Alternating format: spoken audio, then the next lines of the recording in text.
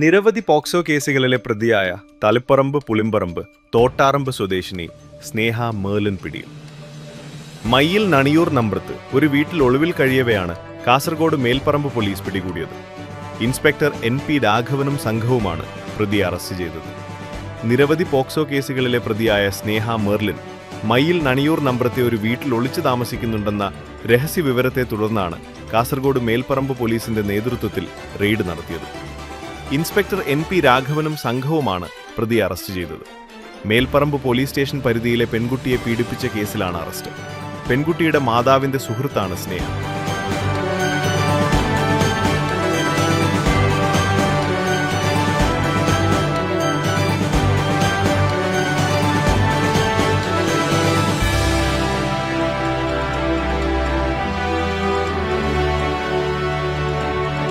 K News Bureau.